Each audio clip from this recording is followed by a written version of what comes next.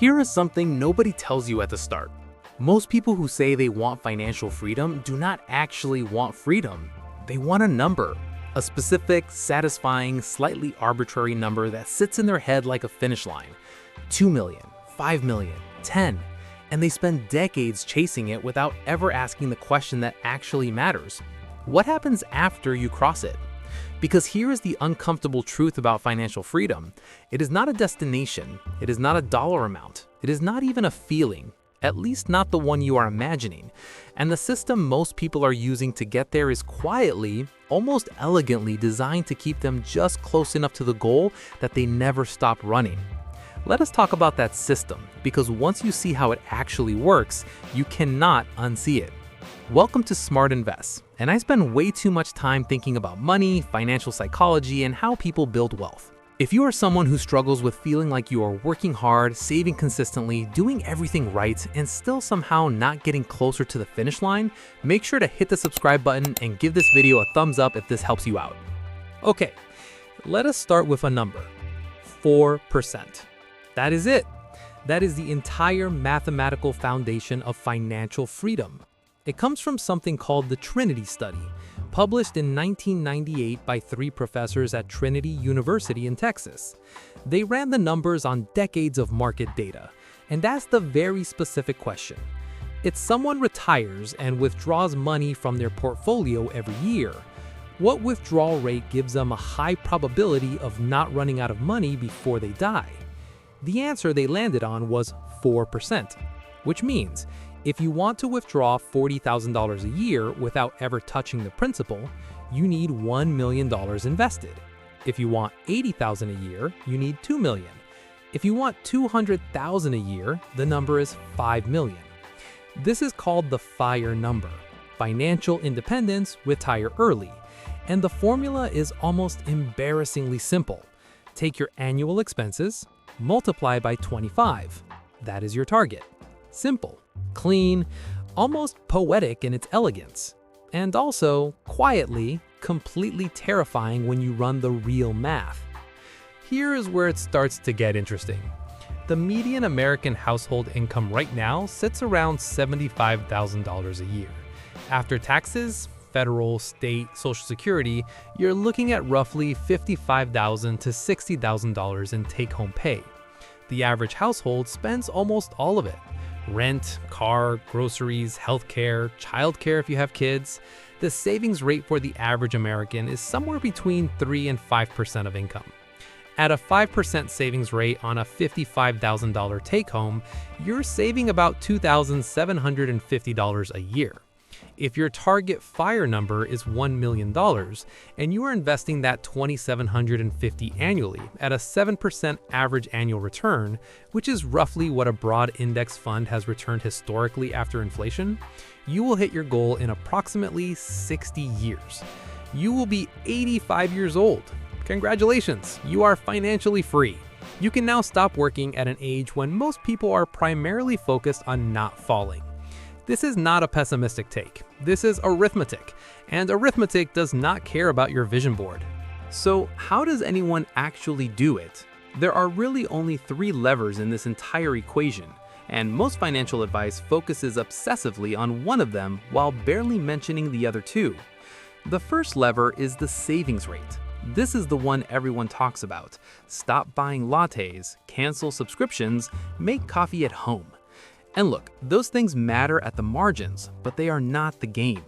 Cutting $200 a month from discretionary spending when you are earning $60,000 a year moves the needle by about 4%.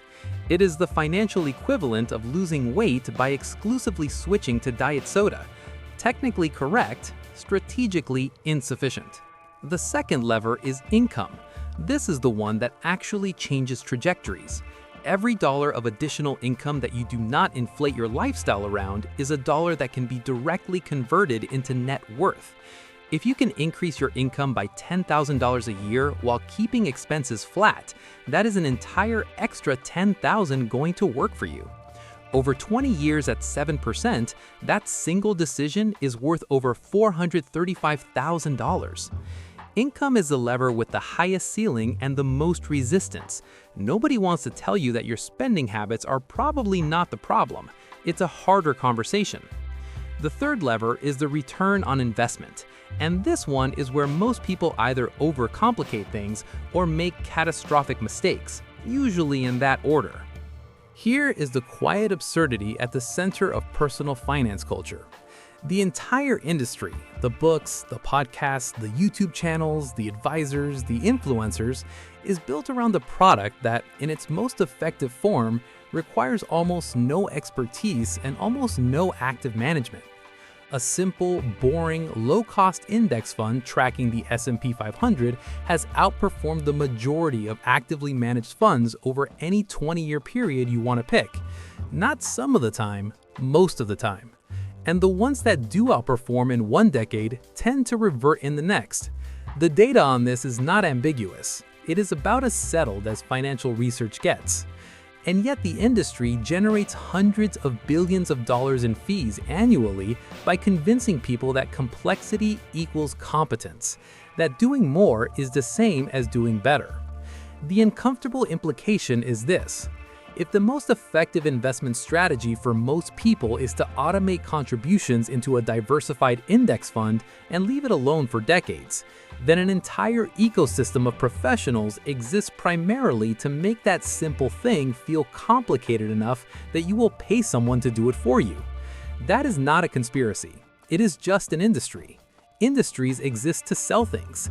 This one sells the feeling of control in a system that rewards patience more than cleverness. Now let us talk about the part of financial freedom that nobody puts on a vision board: taxes. If you are building wealth inside a standard brokerage account, you're paying capital gains tax every time you sell. Long-term capital gains rates range from 0 to 20% depending on your income bracket. Add state taxes, and some people are giving back a quarter of every gain to the government before they can spend it. The tax-advantaged accounts, your 401k, your IRA, your Roth IRA, exist specifically to slow this bleed. The Roth IRA in particular is almost unfairly useful. You contribute after-tax dollars, the money grows entirely tax-free, and withdrawals in retirement are tax-free. On $6,500 a year, contributed starting at 25, growing at 7% until 65, you're looking at roughly $1.3 million, not one penny of it taxed on the way out. The catch is the income limits. In 2024, the Roth IRA phases out above $146,000 in income for single filers, $230,000 for married couples. If you make more than that, you can still access it through something called the backdoor Roth, which is exactly as creative and slightly uncomfortable as it sounds. The broader point is this: the path to financial freedom runs directly through tax efficiency, and most people are so focused on the investment return that they ignore the 20 to 30% that quietly disappears every time they make an undisciplined move. Let us zoom out for a second, because this story has a bigger plot. The concept of financial freedom as a mass aspiration is genuinely new. It really only took its modern form in the mid-1990s with the publication of a book called Your Money or Your Life. The FIRE movement as a cultural phenomenon, people deliberately engineering their lives around extreme savings rates and early retirement, that is largely a product of the post-2008 era. A generation that watched the traditional social contract, work hard for 40 years, collect a pension, retire at 65, quietly collapse. And so a counterculture emerged. People who decided to reject the default timeline, who pushed savings rates to 50, 60, 70% of income, who retired at 35 or 40, not because they inherited wealth, but because they ran the math, made deliberate trade-offs, and followed through with a kind of discipline that most people apply to approximately nothing. These stories are real. The math works. The outcomes are documented. But here is what the success stories tend to leave out. The people who achieve financial freedom in their 30s or 40s are not average income earners. The median FIRE success story involves someone in a high-income field, software engineering, finance, medicine, who earned significantly above average, saved aggressively for 10 to 15 years, and then retired from a career they often found meaningful but unsustainable. That is not a criticism, it's just context. Because when financial freedom gets marketed as a universal possibility, without acknowledging that the income lever is not equally accessible to everyone, it starts to carry a faint undertone of judgment, as if the people who haven't achieved it simply lack the discipline or the desire. That is a comfortable story for those who have already crossed the finish line. It's not necessarily an accurate one. So, what does financial freedom actually look like in practice?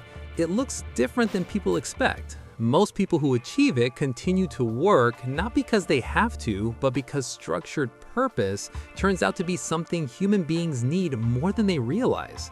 The freedom part is not the absence of work, it is the absence of compulsion. It is waking up and choosing your day rather than having it assigned to you. That is genuinely valuable. That is worth building toward. But it is also worth being honest that the path there involves trade-offs that are real and sometimes painful. Years of choosing the future self over the present self. Relationships strained by frugality. Opportunities declined because they did not align with the number. Social identities quietly reshaped around the goal that most people around you will find either admirable or baffling, often both. The math of financial freedom is not that complicated. The psychology of it is extraordinarily difficult. Here's where I'll leave you. The system works. The 4% rule works. Index investing works. Tax efficiency works. The mechanics of building wealth are well documented, widely available, and not particularly secret. The gap between knowing and doing is not informational. It's psychological, cultural, and structural. And the part that nobody has really solved yet is this. We have built an economy where the single most effective path to financial freedom, living well below your means for a long time, is an almost direct conflict with the single most effective way that economy sustains itself, which is people spending as much as they earn, preferably a little more. Consumer culture and fire culture are not just in tension, they are, in a very real sense, at war. And the battlefield is your attention, your identity, and your monthly cash flow. So the question worth sitting with is not just how do I hit my number? The question is, whose story about money are you actually living inside? Because that story was written before you were old enough to question it, and you are allowed to write a different one.